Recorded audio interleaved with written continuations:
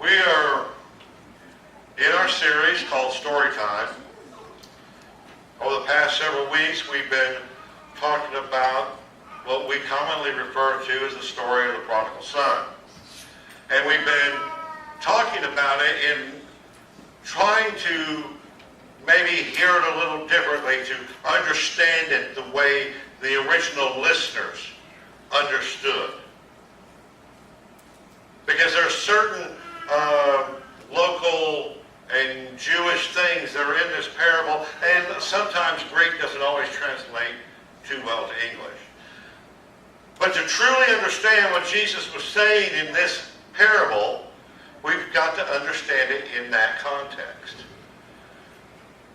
Now, for those of you who have not been here through this, all but one of the last week's is also up on YouTube with links to it on the Facebook account, which is why I'm staying over here and down there, because I don't want to stand behind this microphone while I'm on camera.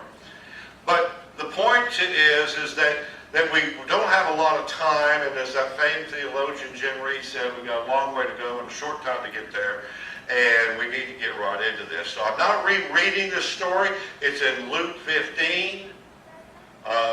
The verses are 11 through 32, I believe. Yeah, 11 through 32. But we're going to move on now to the prodigal son. In the fact that what we talked about, of course, is that the son said that basically, Dad, I wish you were dead. I want my inheritance. Give it to me. And so the father did as he was allowed by law to enact his will while he was still living, and distribute it not just to the younger son, but to the older as well.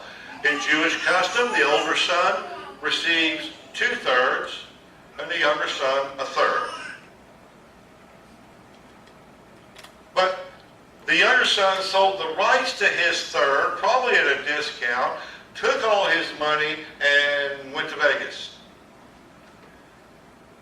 where he splurged and lived the high life until he didn't.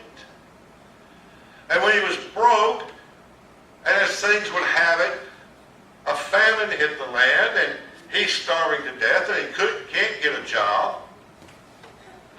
And in the process of that, he ends up becoming basically a bondservant of a local citizen who, I'm assuming, thought it would be interesting and funny to have the Jewish boy take care of pigs.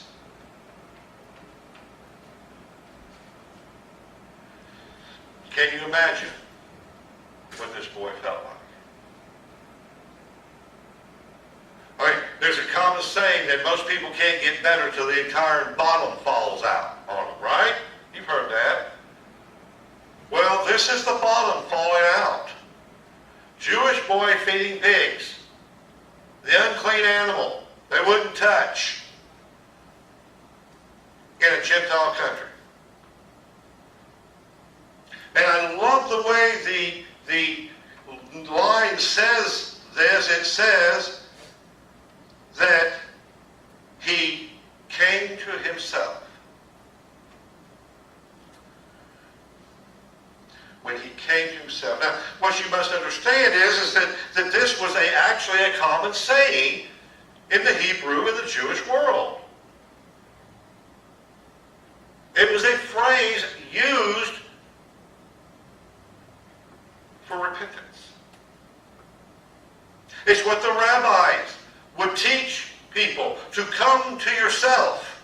In other words, come back to who you truly are. Who are you really? And this young man comes to himself and realizes, what have I done? What have I done? I have nothing. The servants in my father's house have bread and more than enough. Oh, well, let's stop there. There's another Jewish phrase, and you find it throughout the Bible.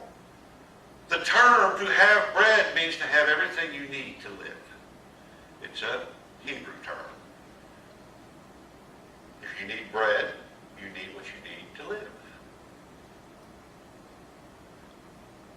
So he says, the servants in my father's house, the servants have enough to live on plus a lot. Then he says, I've sinned against heaven and my Father. And this is important.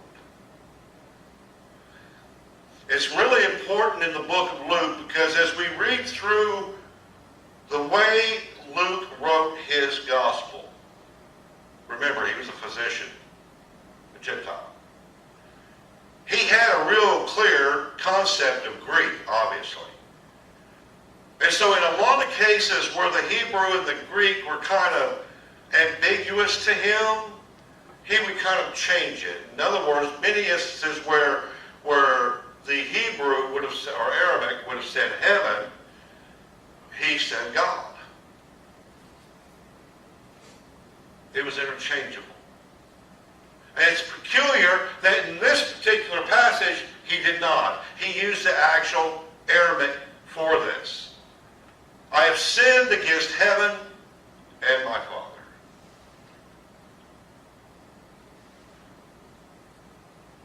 See, to the rabbis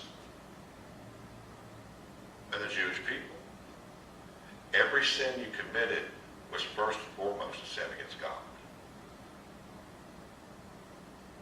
Should be that. We should be thinking that way today, but we don't. But the whole point of that is that when you commit a sin, it is an affront to God, God first. After all, he set the standard. You remember when David was called out on his affair with Bathsheba by Nathan? We have a whole psalm about that. I believe it's Psalm 43. I could be wrong. I believe it's Psalm 43, where David went into his private chamber and he said, "Oh God, against you and you only have I sinned."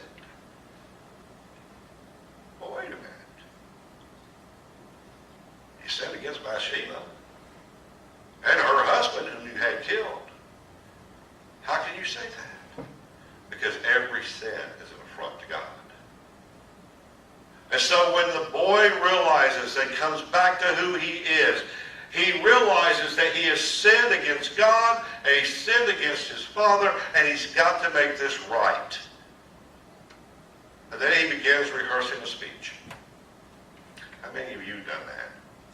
You know, maybe you either intentionally or unintentionally offended someone. And you know you got to go make it right. And you've got to apologize. So you start rehearsing what you're going to say. Right? That's what, when I get there, that's what I'm going to say. No, I don't want to say it that way because I don't want to. You know, don't we do that? He begins to rehearse what he's going to say to his father. And so in this story, we switch back to home, and we realize that the father, who's heartbroken, is looking out his road every day, wondering if today's the day, maybe his son will come home. He doesn't know whether he's alive or dead or where he's at.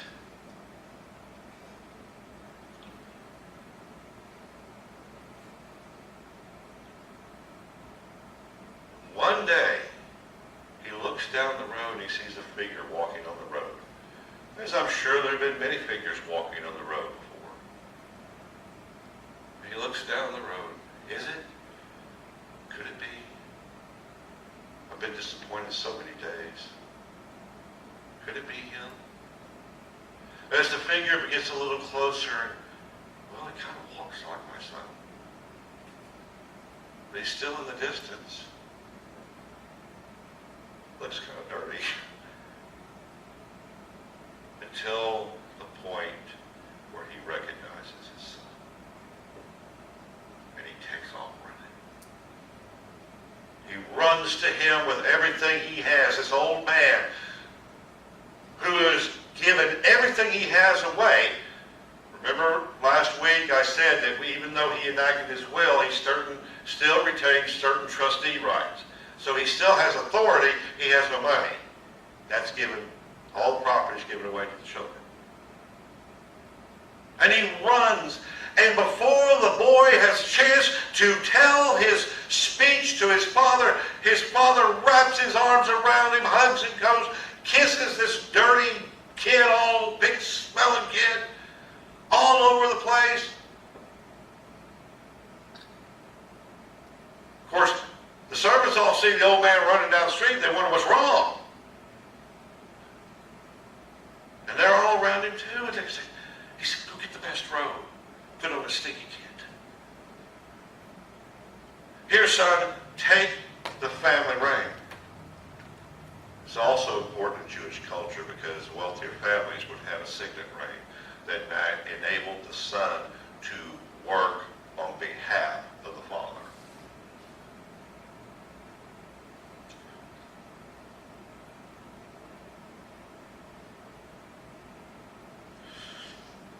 But here the deal is, we human beings have a really bad tendency to focus on the wrong things, don't we?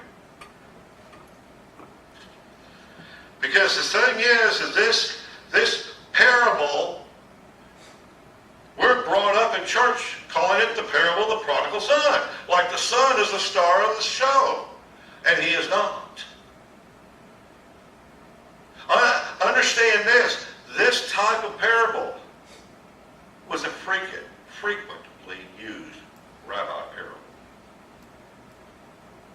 I've read at least 4 from those times. Rabbis teaching similar parables. One of them was called the father and the obstinate son. There's several of them. This is not an uncommon thing. This parable is of no surprise. This is typical rabbinic parable. At least so far. Because see, the people that were hearing this, it would be unmistakable that the old man in this story was God. That they would understand that God was being painted in this story, and he had not one prodigal son, but 2.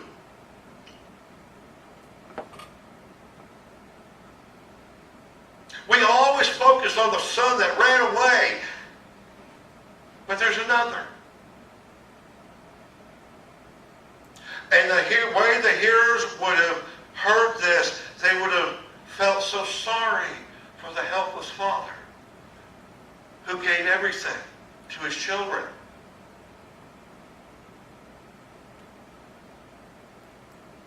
After all, what parent is actually in control of the will of their children, right? And yet the father sits there, and he loves them enough to allow them to make their own choices, even when they're wrong. And at the same time, he is waiting and willing to help them. The first century audience would have been crystal clear that this relationship between God and this compassionate Father were one and the same. The helpless Father, the creator of heaven and earth, who allows us to choose our own path and make our own choices, even when they're wrong.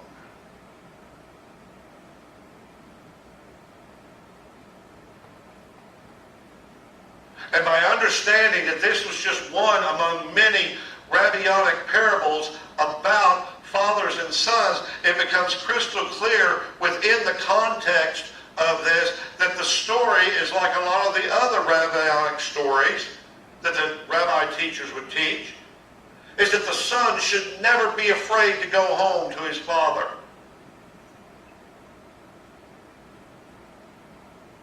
The other thing that's peculiar about this particular story is that the father never ever calls these kids out on their sin. He has no confrontation with the younger son. He has no confrontation with the older until the end of the story. And here we go. You see, the older son now has 2/3 of everything his father had.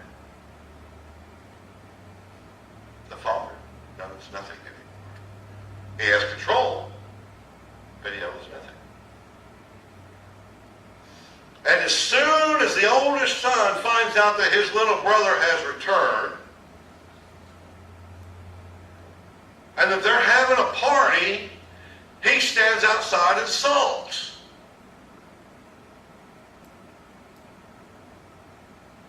And just in the same manner the father ran to the younger son, he comes out of the celebration to the older son. And they have a conversation. Older son's feeling neglectful. I've served you all these years. I've done everything. I've followed all your commandments. I've done it, and you never gave me nothing. Well, that's sibling rivalry at its top, isn't it? And the father tries to explain to him that everything he has is yours, and he's true, right? He gave it all away in his will. The older son still retains 2/3. Where's the younger son third? Gone. So A's right. Everything I have is yours. What's your problem? See, the star of this story is not either one of the sons. The star of this story is the Father. It's the Father. The story is about the Father. And like most parables in this manner of teaching, the audience is called to find themselves in the story. Where are you? Which one are you? You see, the father had 2 sons. Both were prophets. Both were sinners. And as differently as they reacted to the father, their problem is very similar. They had no relationship with their father. Both sons looked at their father as more of a banker than a father. Both of them looked at themselves as hired servants of their father. The youngest son shakes his fist in his father's face, says, I wish you were dead. I want no part of your world, your rules, your regulations. I'm going away. But the younger son, I've stayed. I've done everything you asked for me. I follow the rules. I'm a good person. You owe me.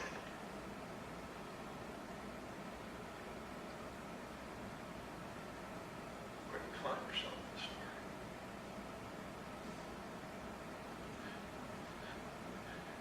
Because where this story departs from the other stories that the rabbis would tell about fathers and sons, is this what calls us to welcome in the outcast.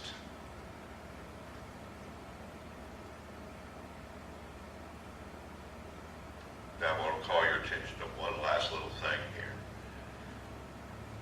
The story doesn't end. We don't know how it ends. Do we? It just abruptly says, in the last verse, it says, it was right we should make merry and be glad, for your brother was dead and is alive again and was lost and found. But what happens next? The story doesn't end. Because it all depends on the response of the elder brother.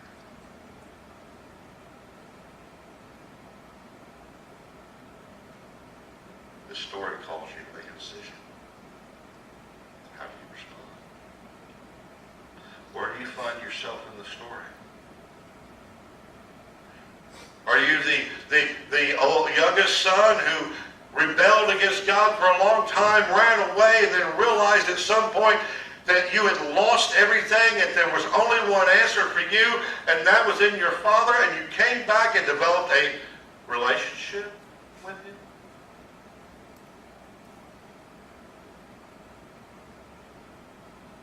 Far too many churches, most people are like the older brother. I go to church. I follow your commandments. I do everything I can for God. He owes me. I do it because someone told me once upon a time, if I say this little prayer, I get to go to heaven when I die. So that's why I do it. I will challenge anyone to find that in the Bible for me. There's no sinner's prayer in the Bible.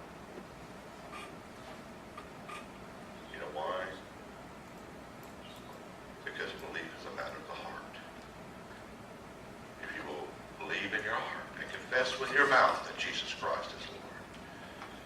Sinner's prayer and fire insurance doesn't cut it.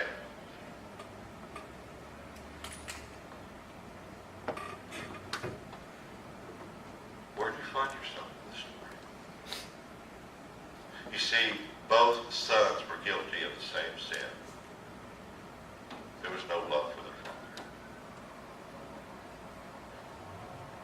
father. They had no relationship. They had no love. They took everything he had to give, and they took it for granted. Totally different ways, but the sin was the same. And I truly believe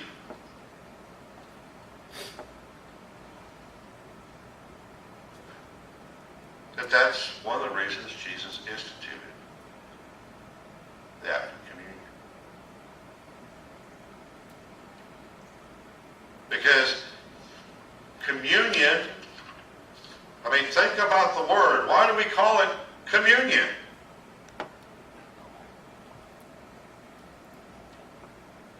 So that we can commune, be of one with God. This is about relationship. It always has been.